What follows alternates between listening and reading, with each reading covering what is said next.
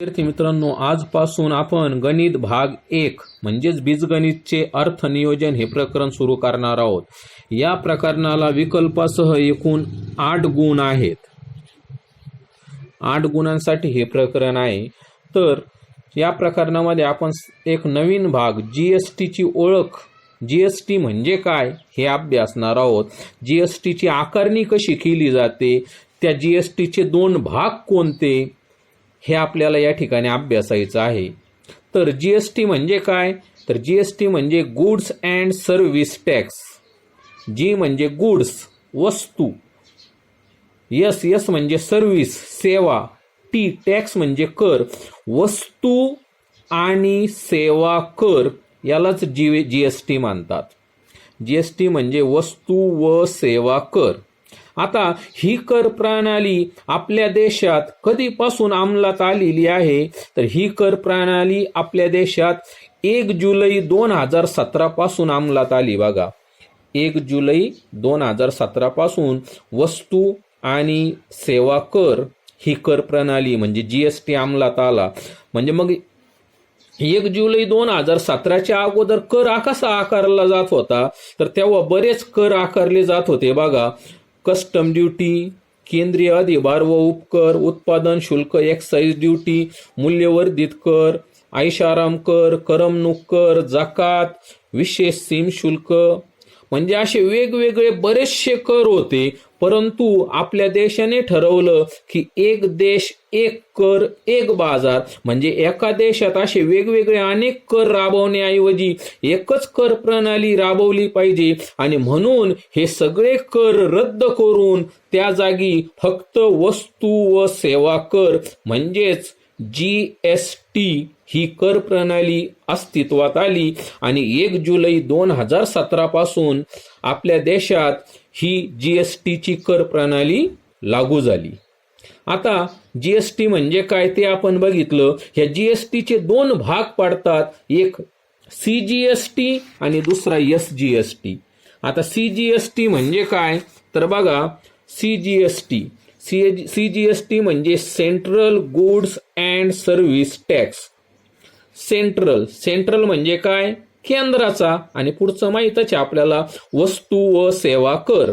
केंद्राचा वस्तू व सेवा कर, केंद्रीय वस्तू व सेवा कर याला म्हणतात सीजीएसटी। मग एसजीएसटी म्हणजे काय, सी म्हणजे सेंट्रल, एस म्हणजे स्टेट, जीएसटीचा लॉंग फॉर्म माहीतच आहे, गुड्स अँड सर्व्हिस टॅक्स। राज्य वस्तू व सेवा कर, राज्य वस्तू व सेवा कर याला म्हणतात एसजीएसटी। म्हणजे जीएसटीचे 2 भाग पडतात, एक सीजीएसटी आणि दुसरा एसजीएसटी, केंद्राचा कर आणि राज्याचा कर।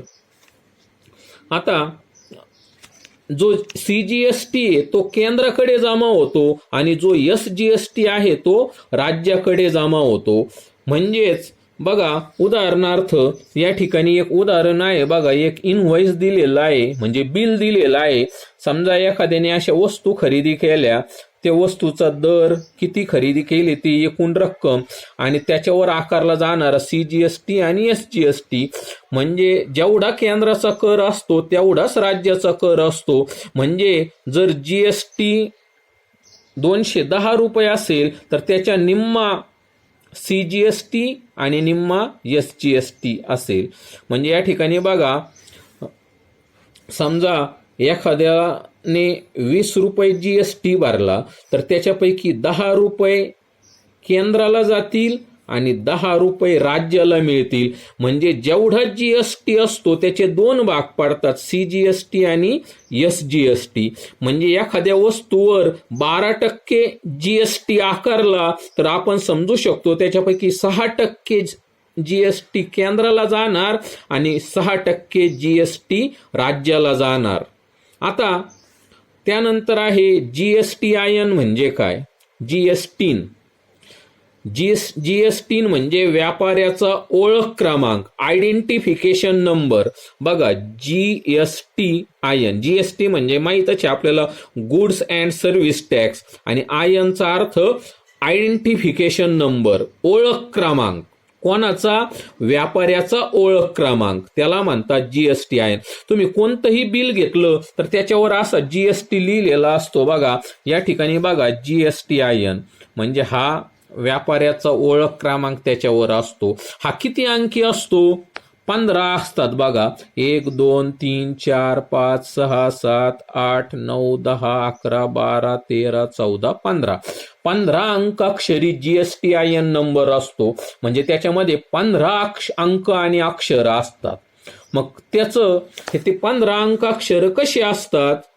तर त्याच्यामध्ये बघा 10 अंकी पॅन नंबर सुद्धा असतो. आपण 9वी मध्ये पॅन कार्ड बघितलेलं आहे, तर पॅन नंबर असतो बघा. आता या ठिकाणी 27 म्हणजे हे काय आहे? हा राज्याचा क्रमांक आहे. आपल्या महाराष्ट्राचा संकेतांक किती आहे?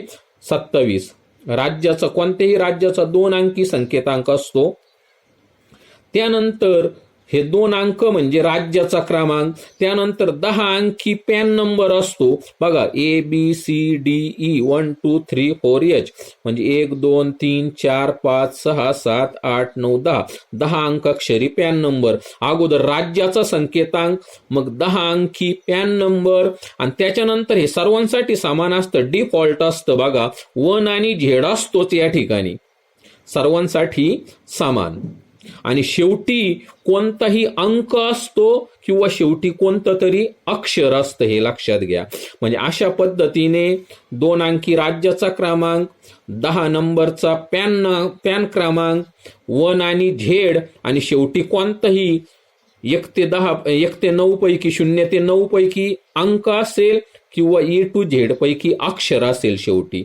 म्हणजे अशा पद्धतीने आपल्याला या ठिकाणी 15 अंकाक्षरी GSTIN नंबर मिळतो. आता बघा, मी माझ्या मुलीसाठी सायकल आणली, तर त्या दुकानदार सतीश सायकल मार्ट, आपल्या श्रीरामपूरमधलंच हे दुकान आहे, तर त्यांच्या याच्यावर GSTIN नंबर कसा होता बघा. 27 ABEPA 5677, त्यानंतर J1ZH म्हणजे 27 काय आहे? आपल्या महाराष्ट्राचा संकेतांक आहे. त्यानंतर हे 10 नंबर बघा, इथून तर ह्या J पर्यंत ABEPA 5677J हा काय असेल? पॅन नंबर आहे. कुणाचा पॅन नंबर आहे? हा या दुकानदाराचा, व्यापाऱ्याचा. आणि त्यानंतर हे सर्वांसाठी समान असतं. 1 आणि Z डिफॉल्ट असतो 1Z. आणि शेवटी मी तुम्हाला सांगितलं, एकतर एखादा अंक असेल किंवा एखादा अक्षर असेल, मग या ठिकाणी H हे अक्षर आहे. तर अशा पद्धतीने 15 अंकाक्षरी GSTIN नंबर तयार होतो. आता माझा पॅन नंबर बघा, BLZPS 2981K हा माझा पॅन नंबर आहे. पण समजा मी व्यापार सुरू केला, माझं जर उत्पन्न म्हणजे ज्या व्यक्तींची उलाढाल 20 लाखापेक्षा जास्त असते त्यांनाच GSTIN नंबर काढावा लागतो. मग माझं जर उलाढाल म्हणजे व्यापार जर 20 लाखाच्या पेक्षा जास्त असेल तर मला मग असा GSTIN नंबर मिळवावा लागेल. मग मला जो GSTIN नंबर मिळेल तो कसा असणार आहे? मला कसा नंबर मिळेल? तर सुरुवातीला काय असणार आहे? 27 राज्याचा क्रमांक. त्यानंतर माझा पॅन नंबर येणार. माझा पॅन नंबर काय आहे? BLZPS 2981K. BLZPS 2981K हा माझा 10 अंकी पॅन नंबर. 10 आणि 2 12 अंक झाले. त्यानंतर सर्वांसाठी समान असणारा 1 आणि Z म्हणजे पहिला अंक 1 आणि शेवटचं अक्षर Z हे सर्वांसाठी समान. आणि शेवटी एकतर मला कोणता तरी अंक मिळेल किंवा अक्षर मिळेल. मग अंक मिळाला समजा मला 5, तर या ठिकाणी 5 असेल, किंवा मला एखादा अक्षर A to Z पैकी कोणतं अक्षर मिळेल ते या ठिकाणी येईल. तर अशा पद्धतीने GSTIN नंबर हा 15 अंकाक्षरी असतो. आता हा जो शासन GST जो आकारला जातो तो किती टक्के असतो? तर GST हा 0% ते 28% पर्यंत GST आकारला जातो. वेगवेगळ्या वस्तूंवर वेगवेगळा GST असतो बघा. या ठिकाणी बघा 2.5% म्हणजे एकूण 5% GST आकारलेला आहे. या ठिकाणी बघा एक तक्ता दिलेला आहे, वस्तू व प्रकार. काही वस्तूंवर अन्नधान्य, जीवनावश्यक वस्तू, भाजीपाला, फळे, दूध, मीठ यांसारख्या वस्तूंवर 0% GST असतो. म्हणजे ह्या नाशवंत वस्तू आहेत यांचा नाश होतो, म्हणून याच्यावर GST आकारला जात नाही, म्हणजे आपल्याला कर भरावा लागत नाही. भाजीपाला, फळे, दूध, मीठ, कडधान्य वगैरे. त्यानंतर 5% GST मसाल्याचे जे पदार्थ आहे, लवंग, मिरी, मसाले, किंवा आपण जो गॅस आणतो त्या गॅसच्या बिलावर बघा GST आकारलेला असतो. तो किती टक्के असतो? 5%. त्याचप्रमाणे काय सेवा असतात. आता GST आणि मध्ये 2 कोड येतात, 2 प्रकारचे कोड येतात. एक HSN कोड आणि एक SAC कोड. HSN म्हणजे हार्मोनाइज कोड असतो तो. SAC म्हणजे सर्व्हिस अकाउंटिंग कोड. म्हणजे हा जो HSN आहे तो वस्तूसाठी हा कोड वापरला जातो आणि SAC म्हणजे हा सेवासाठी कोड आकारला जातो. म्हणजे तुम्ही जर बघा या ठिकाणी करबीजक बघा, म्हणजे तुमच्या लक्षात येईल. रेल्वे वाहतूक सेवा, विमान वाहतूक सेवा यांच्यासाठी विशिष्ट असा कोड असतो. हा कोड पाठ करण्याची गरज नाही, पण याला म्हणतात सर्व्हिस अकाउंटिंग कोड. प्रत्येक सेवेला विशिष्ट असा कोड दिलेला आहे. जर सेवा असेल, हॉटेलच्या सेवा असतील किंवा वाहतुकीच्या सेवा असतील, तेव्हा SAC वापरला जातो, SAC कोड वापरला जातो. आणि जेव्हा आपण वस्तू विकत घेतो, कोणतीही वस्तू विकत घेतो, जसं या ठिकाणी बघा वस्तू विकत घेतलेले पेढे, चॉकलेट, आईस्क्रीम वगैरे, तर तेव्हा कोणता कोड वापरला जातो? HSN code. तर HSN कोड हा वस्तूसाठी असतो आणि SAC कोड हा सेवांसाठी असतो. म्हणजे वस्तू व सेवा कर. वस्तूसाठी HSN कोड, सेवांसाठी SAC कोड असतो, हे लक्षात ठेवा. तसेच कर किती टक्के ते किती टक्के आकारला जातो? 0%, 5%, 12%, 18%, 28%. जास्तीत जास्त 28% कर आकारला जातो. तर बघा, आणि महत्वाचं, पेट्रोल, डिझेल, वीज हे GSTच्या कक्षेत येत नाही. म्हणजे हे फिक्स नाही आहे. शासनाला वाटेल तेव्हा पेट्रोलचे, डिझेलचे दर वाढू शकतात किंवा कमी होऊ शकतात, परंतु हे मात्र कर शासनाने फिक्स केलेले आहेत. विशिष्ट वस्तूवर किती कर, समजा मी मोबाईल घेतला तर मोबाईलवर किती टक्के कर आकारायचा ते शासनाने फिक्स केलेला आहे. तर मोबाईलवर किती? 12% कर असतो. बघा या ठिकाणी एक बिल मी तुम्हाला दाखवतोय. बघा, एक मोबाईल मागवलेला होता, तर त्या मोबाईलची किंमत आहे 9,098, परंतु त्याच्यावर GST 12%ने GST 1,091 पडलेला आहे.